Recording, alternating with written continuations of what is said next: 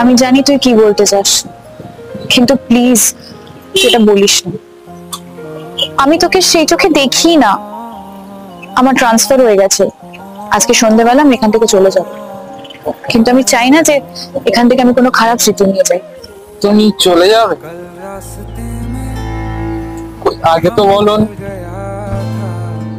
বলা হয়ে ওঠেনি, ভেবেছিলাম আজকে বলবো। তোমার যাওয়াটা কি খুব দরকার?